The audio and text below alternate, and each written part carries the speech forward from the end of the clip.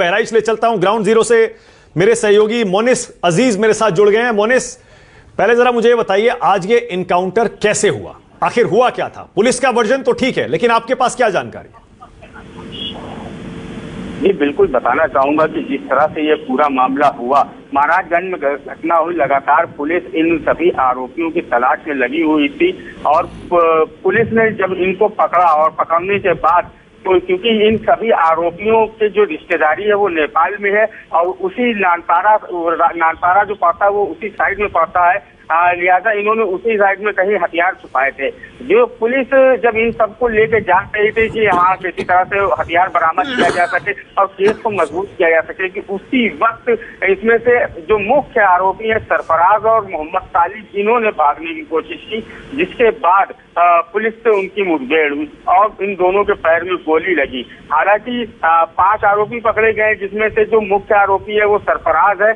इसी के ऊपर आरोप है कि इसने गोपाल मिश्रा पर गोली मारी थी, जिससे गोपाल मिश्रा की मौत हुई थी। जिसके बाद इसकी तलाश बहुत तेजी से चल रही थी और आज जब पकड़ा गया, आज इनको पकड़ने के बाद में जब इनकी इनकाउंटर में जब ये दोनों घायल हो गए तो पुलिस ने इनको अस्पताल में भर्ती करा दिया। हालांकि हालत अभी दोनों की स्थिर है, इलाज किया जा रहा है, डॉक्टर लगे हुए हैं और अस्पताल में भारी पुलिस बल भी मौजूद है। ठीक है मोनिस, अब जरा उस दिन की घटना के बारे में भी मुझे बताइए। ग्राउंड जीरो पर आपने पूरा इन्वेस्टिगेट किया होगा, बहराइच में जिस दिन रामगोपाल मिश्रा की हत्या हुई उस दिन वहां क्या हुआ था, शुरू से बताइए। जी, ये रविवार की घटना है जब दुर्गा पूजा प्रतिमा विसर्जन का जुलूस निकल रहा था, तो महाराजगंज जो कि मुस्लिम बाहुल एरिया है, वहां पर जब ये जुलूस पहुंचा तो डीजे बजाने को लेकर दोनों पक्षों के बीच कुछ वाद विवाद हुआ। वाद विवाद के बाद पत्थरबाजी हुई और पत्थरबाजी के बाद गोपाल मिश्रा की गोली मारकर हत्या कर दी गई। जो वीडियो सामने आया है वो साफ दिखा रहे थे कि गोपाल मिश्रा छत पे चढ़ता है, जिसके बाद एक और नया वीडियो आया जिसमें गोली लगने के बाद गोपाल मिश्रा गिरता है। ये जैसे ही ये घटनाक्रम होता है, ये गोपाल मिश्रा को जिला अस्पताल लाया जाता है, यहाँ पर उसको डॉक्टर मृत घोषित कर देते, जिसके बाद लोगों का गुस्सा उफान पकड़ लेता है।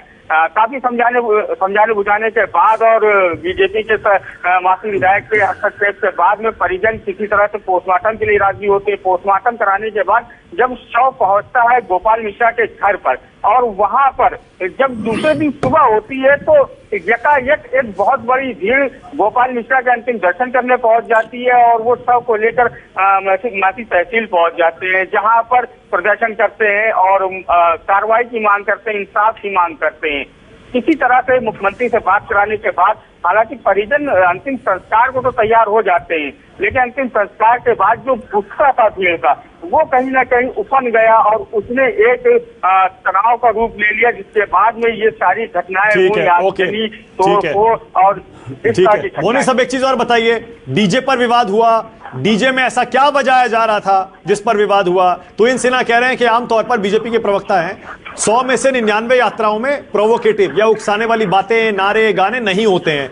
इस वाली यात्रा में क्या कुछ उकसाने वाले नारे थे या डीजे में कुछ ऐसा था? डीजे पर आमतौर पर जो गाने बजाए जाते हैं वही होते हैं। हाँ, हालांकि योगी मोदी के भी गाने बजाए जाते हैं, उसको लेकर कहीं ना कहीं विवाद का सामने आना बताया जा रहा है, क्योंकि डीजे जो अक्सर नॉर्मली जो शोभा यात्राओं में और इस तरह की विसर्जन यात्राओं में जो डीजे पर अक्सर जो गाने बजाए जाते हैं लगभग वही थे, लेकिन जिस तरह से ये विवाद उठा कहीं ना कहीं ये एक बड़ा सवाल है। Okay, all right, thank you Monis इस जानकारी के लिए।